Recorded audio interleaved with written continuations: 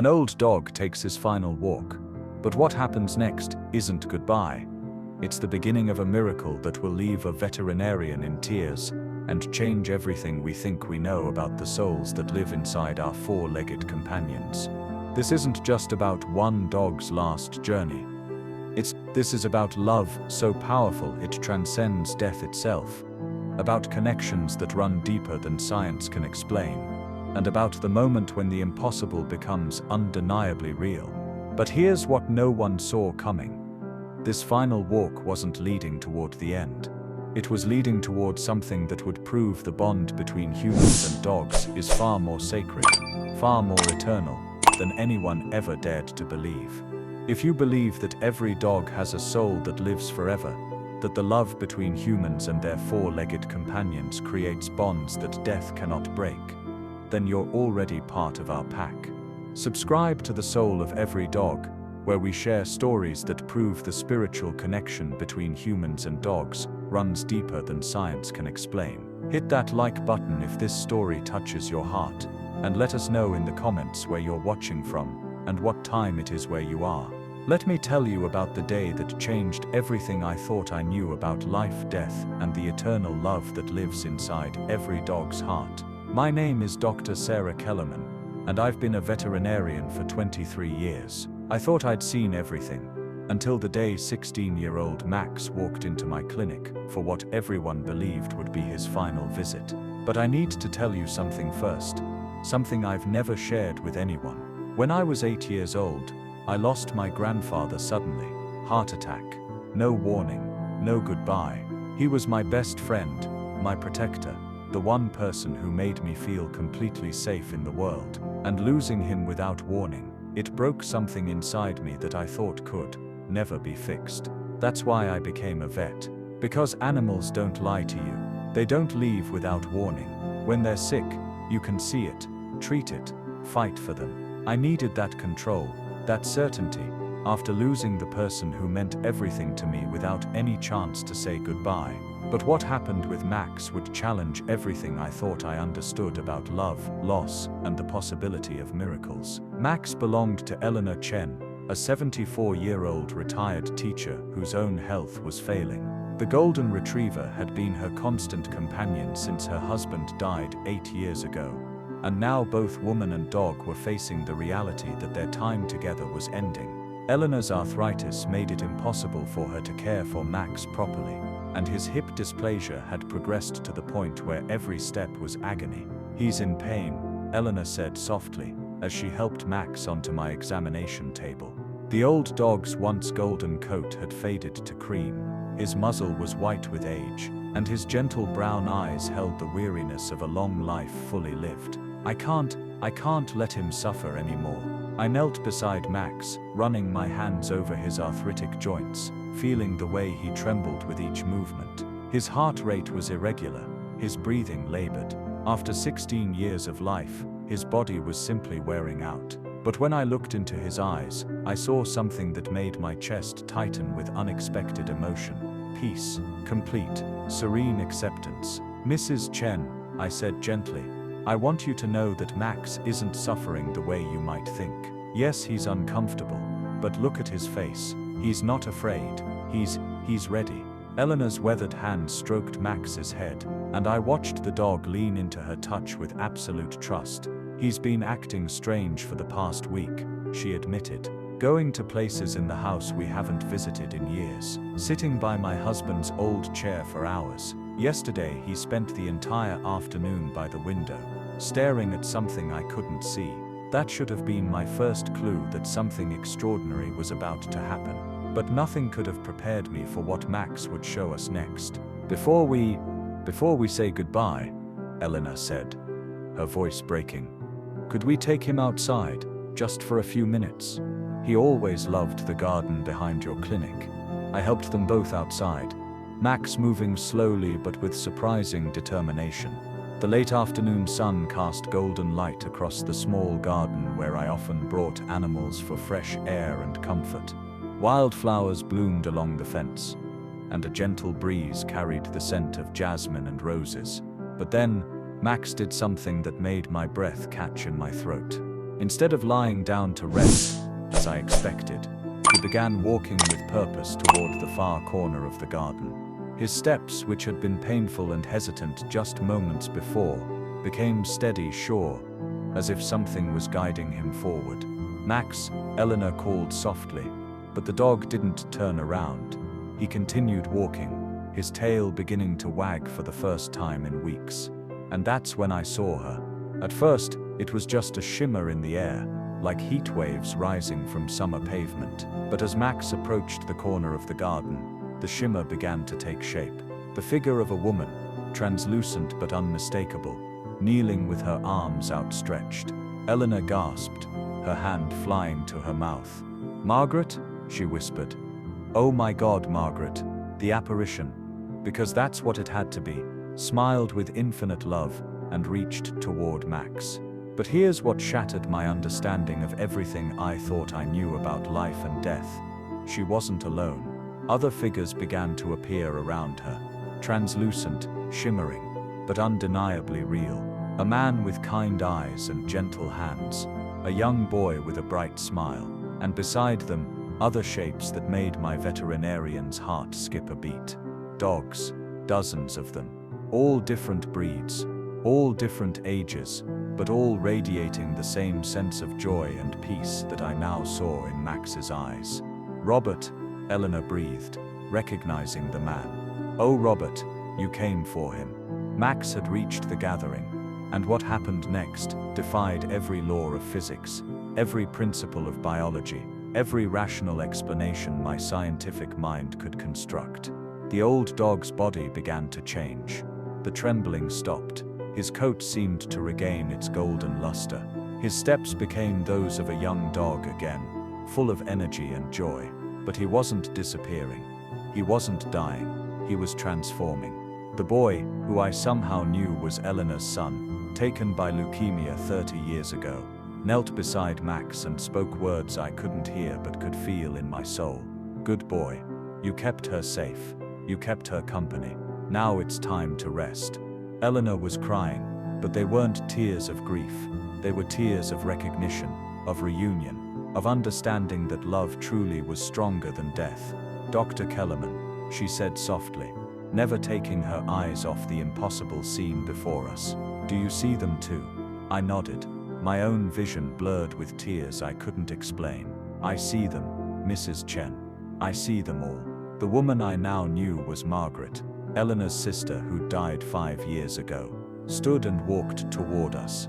She stopped just a few feet away, close enough that I could see the love shining in her translucent eyes. She looked directly at me, and when she spoke, her voice seemed to come from everywhere and nowhere at once. "Some bonds are too strong for death to break, Dr. Kellerman.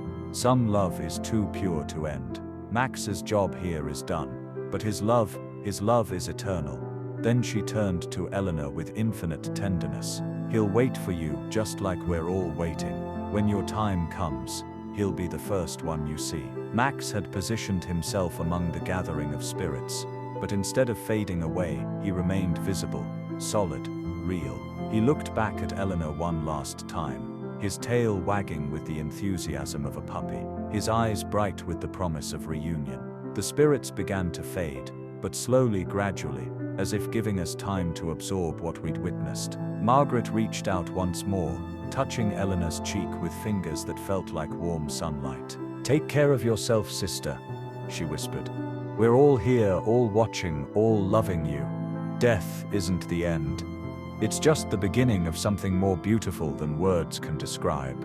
As the last of the spirits disappeared, Max remained for a moment longer. He walked back to Eleanor, nuzzled her hand one final time, and then he was gone. Not dead, not suffering, just elsewhere. Somewhere beautiful, somewhere eternal, somewhere where love lived forever. Eleanor and I stood in the garden as the sun set, both of us forever changed by what we'd witnessed. In my 23 years as a veterinarian, I'd helped hundreds of animals cross the bridge between life and death, but I'd never seen anything like this. I'd never witnessed proof that the love between humans and their animals created bonds so powerful they transcended the physical world. He's not gone, is he? Eleanor asked, her voice filled with wonder rather than grief. No, I said, my own voice thick with emotion I couldn't quite name. He's not gone, he's just waiting.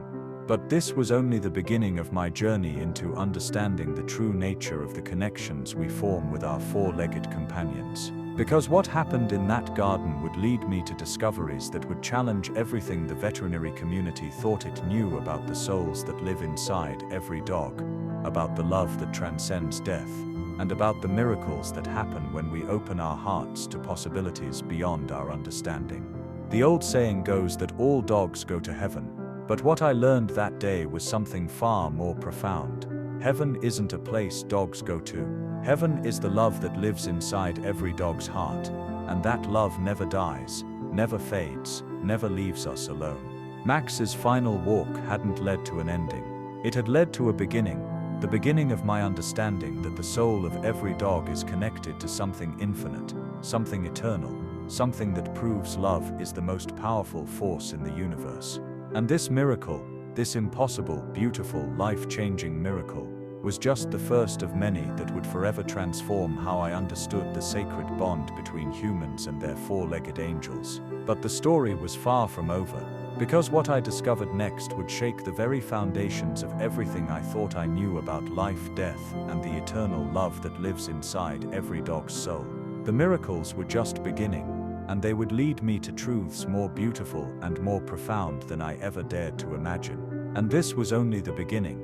The week after Max's miraculous departure, I couldn't concentrate on anything.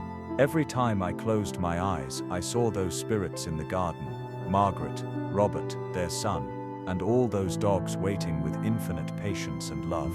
My scientific mind kept trying to rationalize what I'd witnessed, but my heart knew the truth was far more profound than any explanation medicine could provide. That's when the calls started coming in. Dr. Kellerman, my receptionist Jenny said on Thursday morning, her voice tight with confusion. I've got Mrs. Rodriguez on line 3. She says her dog Cisco disappeared last night, but she swears she can still see him in the house. I felt a chill run down my spine. Put her through. Maria Rodriguez's voice shook as she described what sounded impossible. Doctor, I know this sounds crazy, but Cisco died 3 months ago. We buried him in the backyard, but last night, I saw him clear as day, sitting by the fireplace like he used to. My granddaughter saw him too. She ran up to pet him, and her hand went right through him, but she said he felt warm. Before I could respond, Jenny buzzed in again. Dr. Kellerman, Mr. Kim is here for Rex's checkup, but he says Rex has been acting strange since his brother died last week. Says Rex keeps playing with an invisible dog. My hands started trembling as the pattern became clear. These weren't isolated incidents. Something was happening throughout our community, something connected to what I'd witnessed with Max. Jenny, reschedule my appointments for today and call Eleanor Chen. Tell her I need to see her immediately. An hour later, Eleanor sat in my office, her weathered hands wrapped around a cup of tea that had long gone cold. You're experiencing it too, aren't you? She said quietly. The knowing, the sense that everything we thought we understood about death was wrong. I nodded, pulling out a file that had grown thick with notes over the past week. Eleanor, I've documented 17 cases in the past 5 days. Dogs appearing to their families after death. Living dogs interacting with spirits their owners can't see. It's like Max's crossing over, opened some kind of gateway. Or maybe, Eleanor said softly, it just opened our eyes to something that was always there. That's when my veterinary training collided with the impossible reality unfolding around me. Everything I'd learned about death, about the finality of biological processes, was being challenged by evidence I couldn't ignore. But here's what really shook me to my core. My own childhood trauma was about to resurface in the most unexpected way. Dr. Kellerman, Eleanor continued, there's something else. Yesterday I was going through old photos, trying to make sense of what happened with Max. I found this. She handed me a faded photograph from the 1980s. It showed a young girl, maybe 8 years old, standing next to an elderly man and a golden retriever. The girl's smile was radiant, unguarded, full of the kind of joy that only children possess. "That's my granddaughter with her grandfather and their dog, Buddy." The photo was taken just weeks before both the grandfather and the dog died in a car accident, together. My breath caught in my throat. The little girl in the photo looked exactly like I had at 8 years old. The same dark hair, the same serious eyes, the same way of standing close to her grandfather as if drawing strength from his presence. "Eleanor," I whispered, my voice barely audible, "what was your granddaughter's name?" "Sarah," she said gently. "Sarah Kellerman. She was my daughter's child. She lost both her grandfather and Buddy on the same day, and it broke her heart so completely that, well, she became obsessed with animals after that. Said she wanted to become a vet so she could save them." The room spun around me as the impossible truth crashed over me like a tidal wave. Eleanor Chen wasn't just Max's owner, she was my grandmother. The grandmother I'd lost track of after my parents' bitter divorce. The grandmother whose maiden name I'd never known was Chen.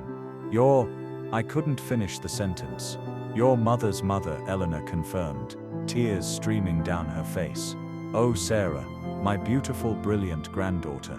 I've been watching your career from a distance, so proud but never knowing how to reach out after everything that happened with your parents. But that wasn't the most shocking revelation waiting for me." "Grandma," I said, the word feeling foreign after 30 years. "Grandpa Robert and Buddy, they were in your garden last week. They came for Max." Eleanor nodded, her smile radiant despite her tears. "They've been visiting me for years, sweetheart. Ever since I learned to open my heart to the possibility that love doesn't end with death. But last week was different. They didn't come just for Max. They came because they knew you were going to be there. They knew it was time for you to understand." "Understand what?" "That the trauma you've carried since childhood, the fear of losing the ones you love without warning, it was preparing you for this moment, for this calling. You became a veterinarian because you wanted to save animals, but your true purpose is to help humans understand that the love we share with our pets never dies." As if to confirm her words, my office suddenly grew warm, filled with a presence I hadn't felt in 30 years. The scent of Old Spice aftershave and peppermint, the same combination my grandfather had always carried. And there he was, translucent but unmistakable, standing in the corner of my office with Buddy at his side. The golden retriever looked exactly as I remembered him, young, healthy, full of the joy that had made my childhood so bright before tragedy took them both away. "Hello, little star," Grandpa Robert said, using the nickname he'd given me when I was small. "I've been waiting so long to tell you how proud I am." I couldn't speak, couldn't breathe, couldn't do anything but stare at the two beings who had shaped my entire life through their sudden absence. "You thought we left you," Buddy said. And yes, somehow I could understand him now.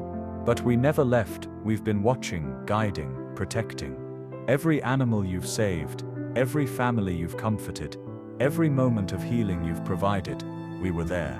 Grandpa Robert stepped closer, and I felt the same warmth, the same sense of absolute safety I'd known as a child. "Sarah, the gift you witnessed with Max isn't rare. It's happening everywhere, all the time. But most people aren't ready to see it. Most people's grief and fear block them from understanding that love creates bridges between worlds." "But why now?" I managed to ask. "Why are you showing yourselves now?" "Because the world is ready for the truth," Buddy replied, his ethereal tail wagging with enthusiasm.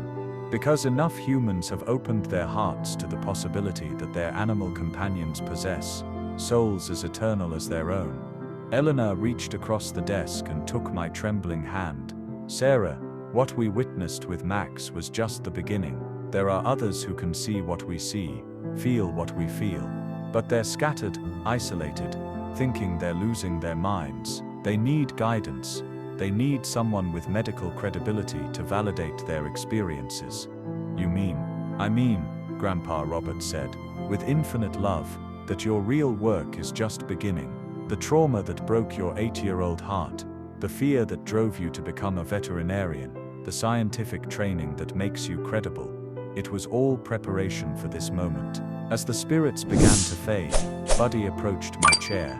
For just a moment, I felt his warm nose against my hand, exactly as I remembered from childhood. "We're not gone, little star," he said.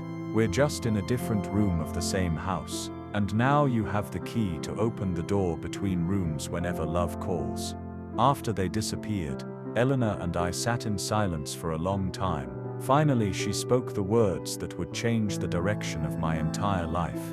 "There are others, Sarah. Other veterinarians. Other animal lovers who've witnessed what we've witnessed. But they're afraid to speak up. Afraid they'll be labeled as delusional. You could be the one to bring them together, to legitimize what we all know to be true." That night, I started making calls. To colleagues who'd mentioned strange experiences they couldn't explain.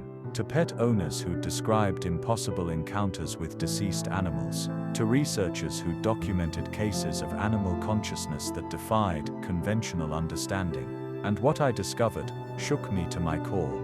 This wasn't happening just in our small town. It was happening everywhere.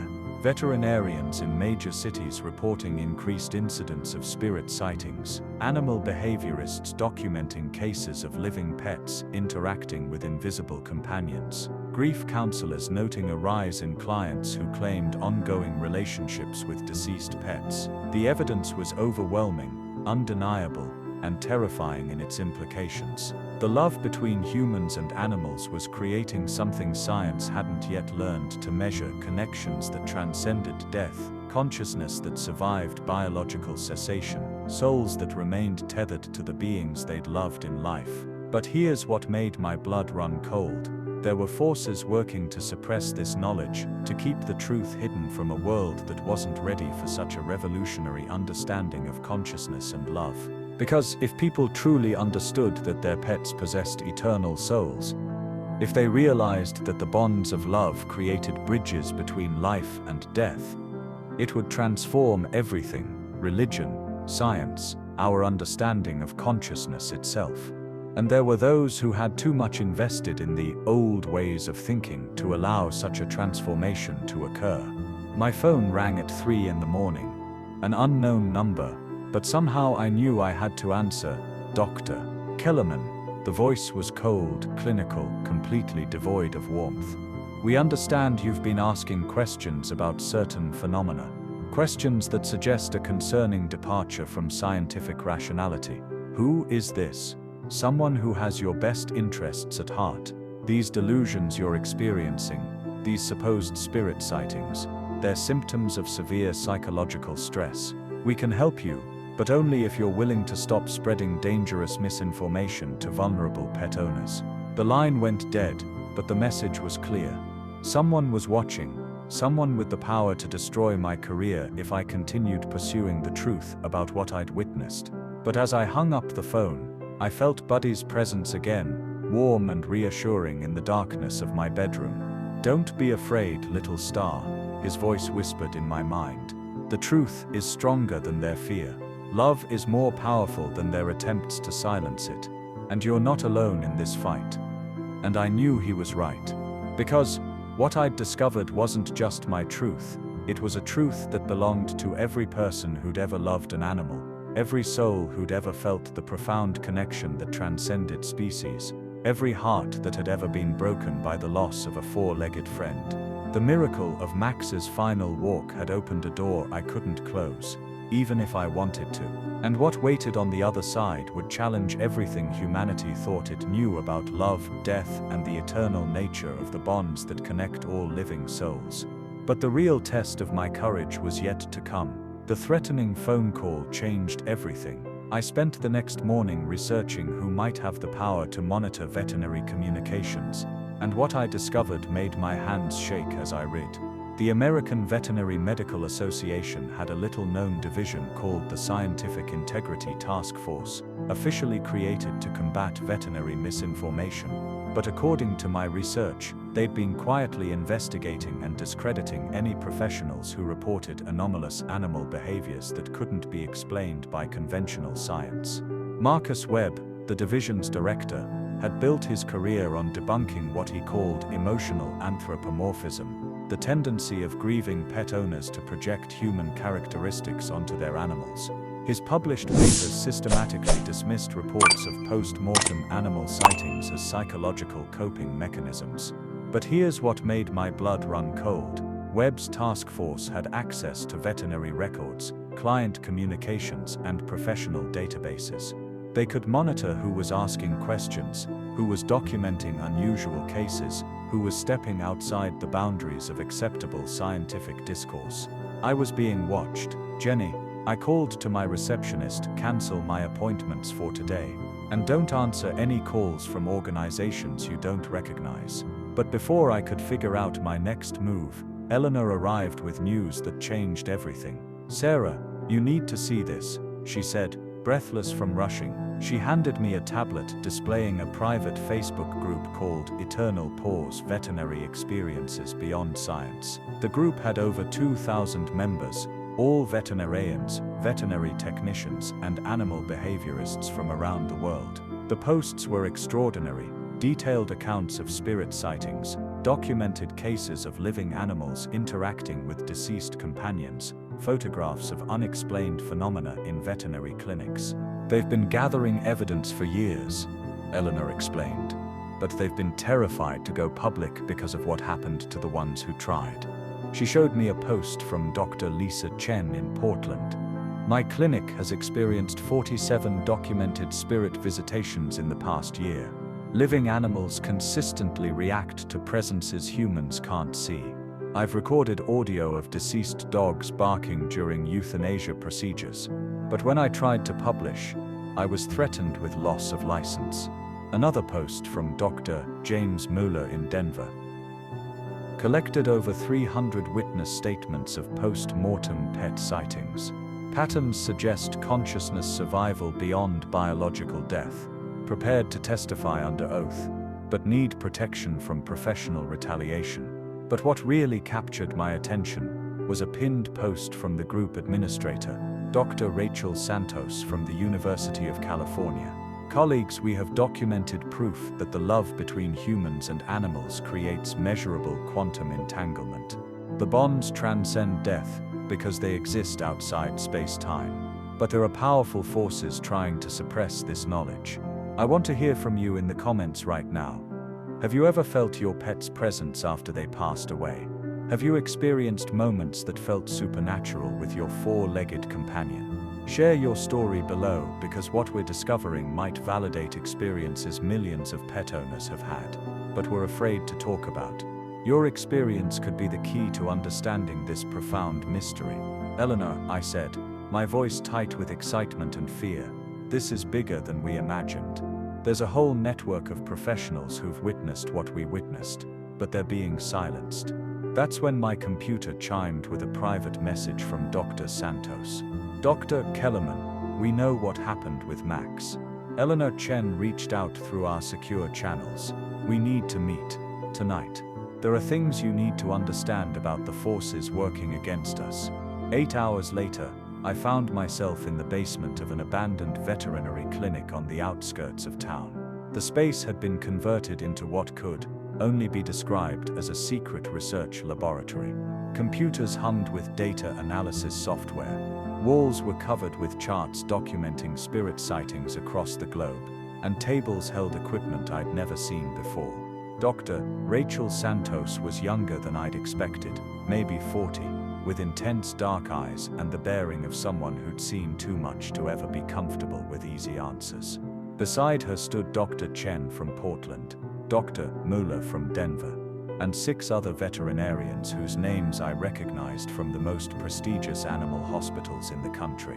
Dr. Kellerman, Dr. Santos said, "Welcome to the real veterinary profession, the one that acknowledges what conventional medicine refuses to accept."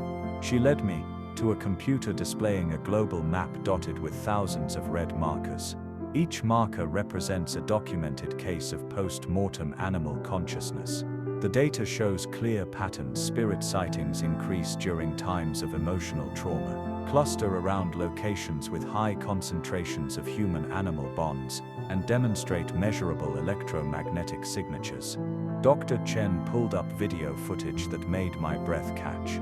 Security cameras from veterinary clinics showing translucent figures of animals moving through examination rooms, temperature sensors recording sudden drops during spirit manifestations, audio equipment capturing vocalizations that matched the sound patterns of deceased pets. We've been gathering evidence for 8 years, Dr. Mueller explained. But every time we've tried to go public, the Scientific Integrity Task Force has intervened. Careers destroyed, licenses revoked, research confiscated. What do they want? I asked.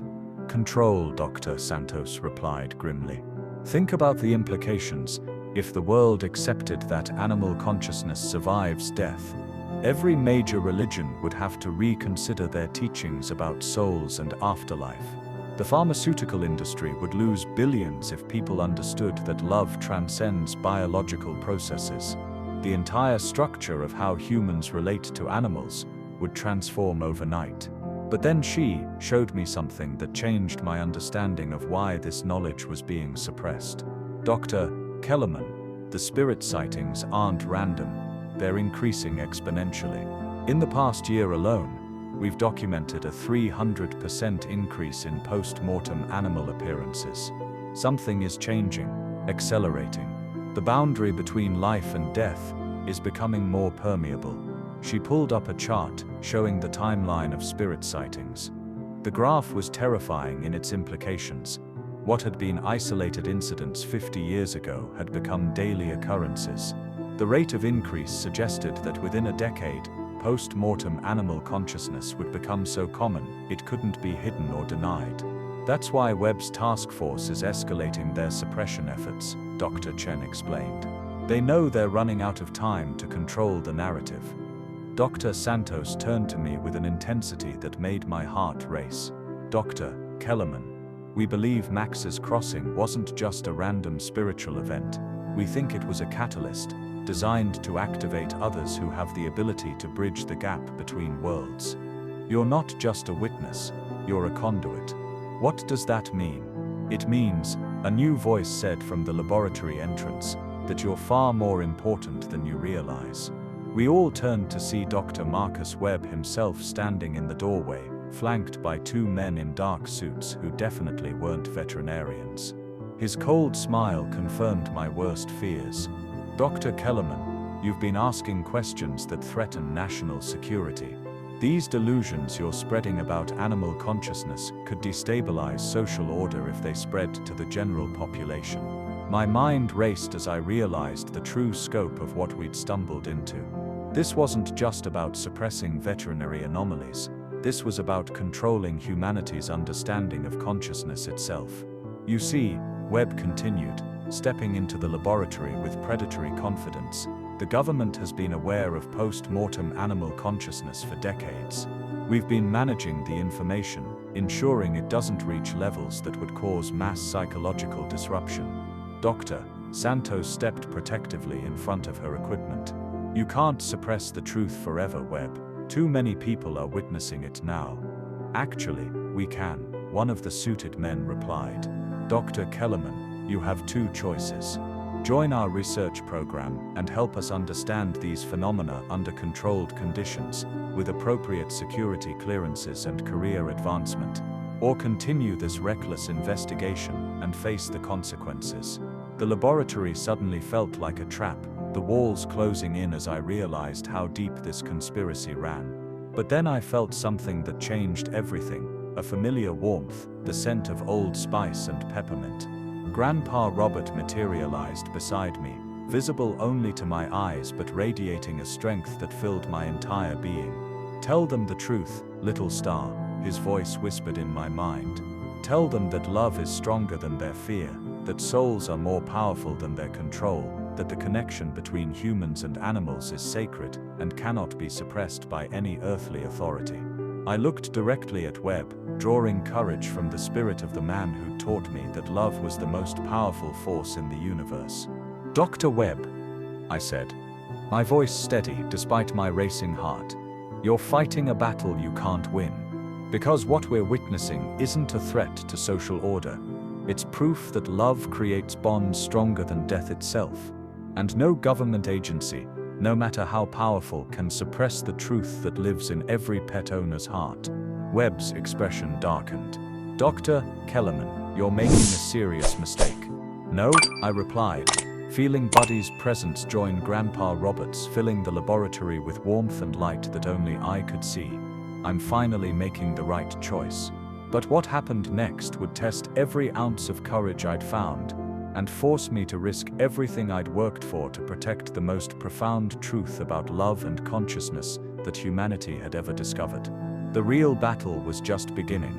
Webb's smile vanished as the temperature in the laboratory dropped 20 degrees in seconds. The electromagnetic equipment began registering readings that defied every known law of physics. But what made Webb and his men step backward wasn't the environmental changes. It was the look of absolute certainty in my eyes. You feel it too, don't you? I said, watching his confident facade crack. The presence, the energy, the undeniable reality that consciousness exists beyond what your task force can measure or control. Dr. Santos moved to her computer, rapidly uploading files to secure servers around the world. It's too late, Webb. The evidence is already distributed to every major university, every veterinary school, every animal research facility on 6 continents. You don't understand what you're unleashing, Webb said, his voice tight with something that sounded like genuine fear. This knowledge, it changes everything. Religious structures, scientific paradigms, the entire foundation of how humans understand their relationship to consciousness itself. One of the suited men pulled out what looked like a sophisticated electronic device. Dr. Kellerman, this is an electromagnetic field disruptor. It neutralizes the quantum signatures that allow spirit manifestations. One pulse, and any supernatural activity in this room ceases permanently. But before he could activate it, something extraordinary happened. Every computer screen in the laboratory lit up with the same image, a golden retriever that could only be Max, but somehow more radiant, more present than any living animal I'd ever seen. His image appeared not just on our screens but simultaneously on every device in the building, then throughout the city, then spreading across networks worldwide. Impossible, Webb whispered, staring at his own phone as Max's image filled the screen. Then Max spoke, not through speakers, but directly into the minds of everyone present. Dr. Webb, you've spent your career denying what your own heart knows to be true. But love doesn't need your permission to exist. Consciousness doesn't require your validation to survive. And the bonds between humans and animals are stronger than any technology you can create. The electromagnetic disruptor sparked and died in the agent's hands. Every piece of suppression equipment Webb's team had brought began malfunctioning as the laboratory filled with a presence so powerful it transcended physical reality. But Max wasn't alone. One by one, other spirits materialized in the laboratory. Dogs, cats, horses, even birds, all radiating the same profound intelligence, all connected by the same network of love that transcended death. The room became a sanctuary where the veil between worlds had been permanently lifted. This is what you've been trying to suppress, Dr. Santos said, her voice filled with awe as she documented the unprecedented manifestation. Not just individual spirit sightings but proof that love creates a collective consciousness that connects all beings who formed bonds with humans. Webb staggered backward as a German shepherd materialized directly in front of him, a dog I somehow knew had been his childhood companion, lost in a traffic accident 40 years ago. Marcus, the spirit dog said, its voice carrying infinite patience and love. You became so afraid of losing me that you convinced yourself love couldn't survive death. But I never left you. I've been waiting for you to remember that the boy who cried for weeks after my accident still lives. Inside the man who spent his career denying the truth his heart has always known. Webb's professional composure shattered completely. Tears streamed down his face as he reached toward the spirit of his beloved Rex. You can't be real. Death is final. Consciousness is biological. When the brain stops, everything stops. The brain is just the radio, Marcus, Rex replied gently. Consciousness is the signal, and love is the frequency that broadcasts across eternity. The suited agents were backing toward the exit, their faces pale with terror at witnessing phenomena that challenged every assumption about reality they'd been trained to maintain. But Webb remained frozen, staring at the spirit of the dog who'd shaped his entire worldview through his traumatic loss. "Dr. Webb," I said, stepping closer to the man who'd tried to destroy my career, "you don't have to keep fighting this. You don't have to keep denying what your heart knows to be true. Rex forgives you for forgetting. He forgives you for spending 40 years pretending he never existed. I built my entire career on proving that people like you were delusional," Webb whispered, his voice breaking. "I convinced myself that debunking spirit sightings was protecting people from false hope. But really, I was protecting myself from the pain of believing Rex might still exist somewhere I couldn't reach him." Rex moved closer to his former owner, radiating the same unconditional love that had defined their relationship decades ago. "Marcus, the pain of my death taught you to love more deeply, to fight more fiercely for scientific truth. But that same passion can now serve the greater truth, that love transcends every boundary, including death itself."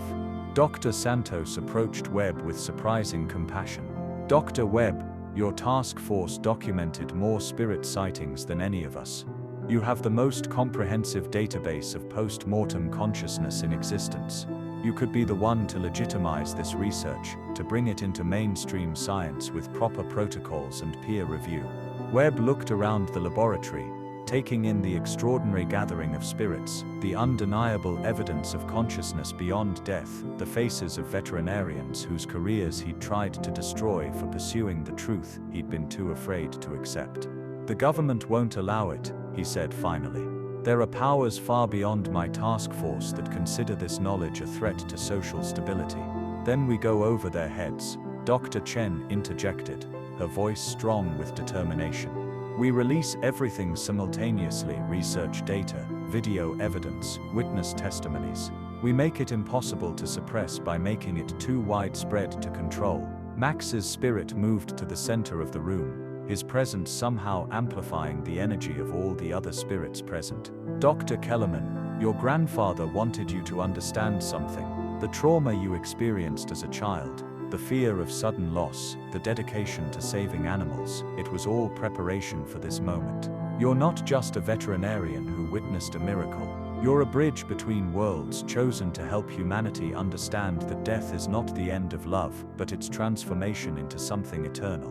I felt Grandpa Robert's presence intensify beside me, his voice clear in my mind. "Little star, the choice you make now will determine whether humanity remains trapped in the fear of death or embraces the truth of eternal love. But whatever you choose will be here. Will always be here." Looking around the laboratory, at the spirits of beloved animals, at the veterinarians who'd risked everything to pursue truth, at Webb who was finally confronting the grief he'd buried for 40 years, I understood that this moment was bigger than any of us. This was about transforming humanity's understanding of consciousness, love, and the connections that make life sacred. "Dr. Webb," I said, extending my hand to the man who'd tried to silence us. "Rex came here tonight to offer you redemption, to show you that your life's work doesn't have to be about denial. It can be about revelation. Help us bring this truth to the world with the scientific rigor it deserves." Webb stared at my outstretched hand for a long moment, then at the spirit of Rex who waited with infinite patience for his former owner to choose love over fear. "If I do this," Webb said slowly, "if I help legitimize this research, there's no going back. My career, my reputation, everything I've built will be at risk." Rex moved closer, his ethereal form radiating warmth and encouragement. "Marcus, reputation is what others think of you. Legacy is what you leave behind. Choose to leave behind proof that love is stronger than death, that consciousness transcends biology, that the bonds between humans and animals are sacred and eternal." Webb took my hand, and the moment our skin touched, the laboratory exploded with light as every spirit present manifested at full intensity. The electromagnetic readings went off the charts, documenting energy signatures that would revolutionize physics, consciousness studies, and humanity's understanding of the universe itself. "All right," Webb said, his voice steady with newfound purpose. "Let's change the world." But even as we celebrated this breakthrough, I knew our victory was only the beginning of a far greater challenge.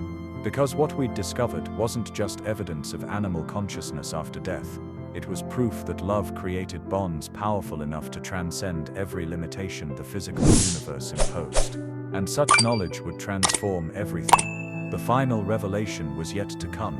6 months after that extraordinary night in the laboratory, I stood before the International Council on Consciousness Studies in Geneva, my hands steady as I prepared to present findings that would forever transform humanity's understanding of love, death, and the sacred bonds between humans and animals.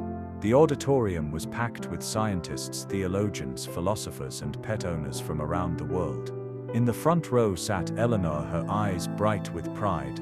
Beside her, Dr. Santos, Dr. Chen, and the entire network of veterinarians who'd risked everything to document the truth. And in a moment that still amazed me, Dr. Marcus Webb sat among them, his transformation from skeptic to advocate complete. "Ladies and gentlemen," I began, my voice carrying the weight of absolute certainty, "what I'm about to share with you will challenge every assumption we've made about the nature of consciousness, the reality of love, and the connections that define what it means to be alive."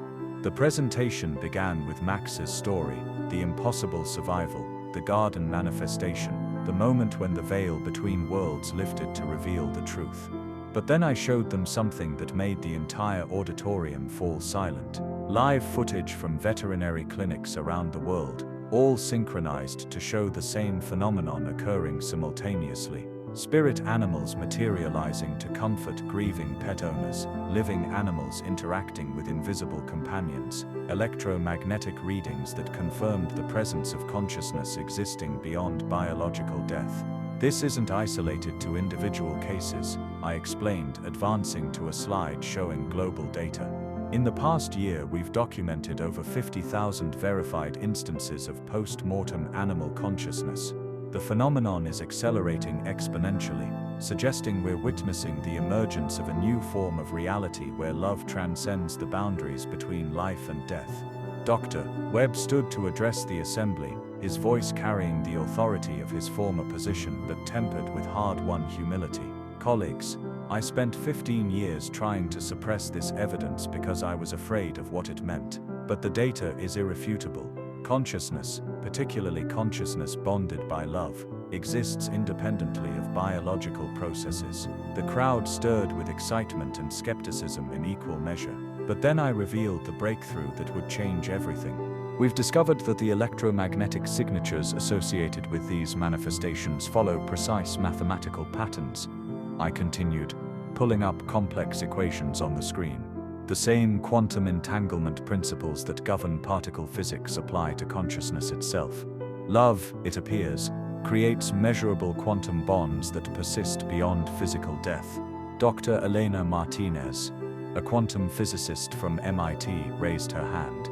"Dr. Kellerman, are you suggesting that emotional connections create actual physical links between consciousness?" "I'm not suggesting it," I replied. "I'm documenting it. We've measured quantum entanglement between living humans and the spirits of their deceased pets. The bonds formed through love create permanent connections that exist outside space-time." But the most profound moment came when I shared the personal revelation that had driven my entire journey. When I was 8 years old, I lost my grandfather and my dog Buddy in the same accident. The trauma shaped my entire life, drove me to become a veterinarian, convinced me that sudden loss was the most terrifying reality we face. But what I've learned through this research is that love doesn't end with death. It transforms into something even more powerful. As if summoned by my words, the auditorium grew warm.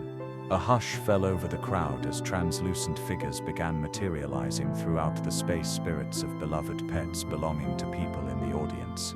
The manifestation was so widespread, so undeniable, that even the most skeptical scientists couldn't dismiss what they were witnessing.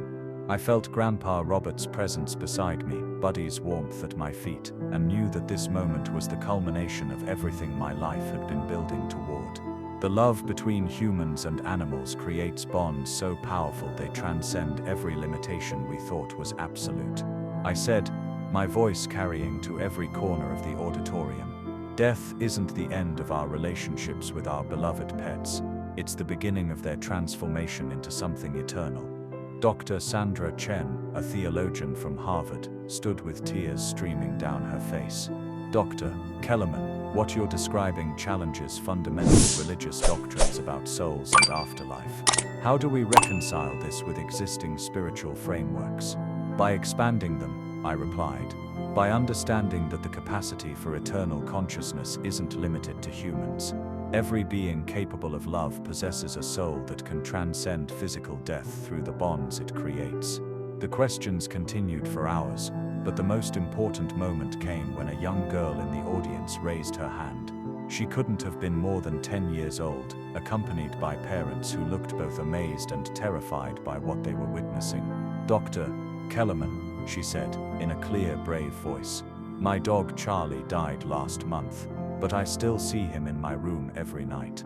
He sits by my bed and makes me feel safe. My parents said I was imagining things, but I knew he was real. The spirit of a golden retriever materialized beside the girl's chair, visible to everyone present. The manifestation was so clear, so undeniable, that gasps echoed throughout the auditorium. What's his message for you tonight? I asked gently. The girl smiled with the radiant certainty that only children possess. He says love never dies. He says all the animals who ever loved us are waiting to show us that dying is just changing into something more beautiful. That moment crystallized everything we'd discovered, everything we'd fought to reveal. The truth about the eternal nature of love, the reality of consciousness beyond death, the sacred bonds that connect all beings capable of love. As the conference concluded, I was approached by representatives from universities, research institutions, and spiritual organizations around the world. They wanted to establish centers for consciousness studies, to further investigate the quantum nature of love, to help humanity understand that death was not an ending but a transformation. Dr. Webb found me afterward, his face transformed by peace I'd never seen before. Dr. Kellerman Rex visited me last night. For the first time in 40 years, I felt complete. Thank you for helping me remember that love is stronger than fear. Eleanor embraced me, with the fierce love of a grandmother who'd waited decades to be reunited with her granddaughter. Sarah, your grandfather would be so proud. You've given the world proof that love truly is eternal. But the most profound moment came when I returned home that evening. Sitting in my garden, surrounded by the spirits of all the animals I'd helped cross the bridge between worlds, I finally understood the true scope of what we'd accomplished. We hadn't just validated individual experiences of spirit sightings. We'd proven that consciousness, when bonded by love, transcends every limitation the physical universe imposes. We'd demonstrated that the relationships we form with our animal companions create eternal connections that death cannot break. Max appeared one final time, his golden coat shimmering with ethereal light.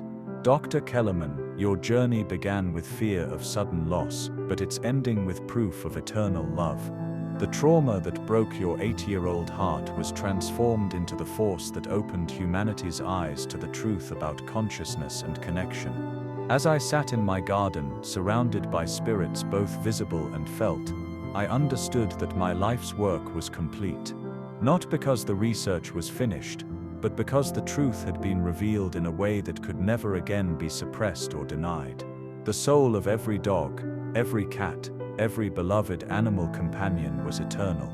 Love created bonds that transcended death, consciousness that survived biological cessation, connections that proved the universe operated on principles far more beautiful and mysterious than science had ever dared to imagine. Children around the world would grow up knowing that their beloved pets lived forever in a realm of pure love. Grieving pet owners would find comfort in the certain knowledge that their bonds with their animal companions were eternal. And humanity would finally understand that the capacity for transcendent consciousness wasn't limited to humans. It belonged to every being capable of love. The threatening phone calls stopped, the suppression efforts ended. The truth had become too widespread, too documented, too undeniably real to be hidden any longer. And in veterinary clinics around the world, professionals began acknowledging what they'd always secretly known, that the love between humans and animals created something sacred, something eternal, something that proved consciousness was far more mysterious and wonderful than we'd ever imagined. The old dog's final walk had led to a miracle that transformed our understanding of life, death, and love itself. Max's journey from that garden to the realm of eternal consciousness had opened a door between worlds that would never again be closed. And through that door, the souls of every beloved animal who had ever loved a human continued to shine with the light of bonds that death could never break, love that would never end, and connections that would last forever. Thanks for watching. If this story touched your heart, if it changed how you think about the eternal soul that lives inside your four-legged companion, then you understand why we're here. Subscribe to The Soul of Every Dog, where we share stories that prove the spiritual connection between humans and dogs runs deeper than death itself. The love you share with your pet isn't just beautiful, it's eternal, transcendent, and more powerful than we ever dared to imagine. Every dog has a soul, and that soul lives forever in the bonds of love we create together.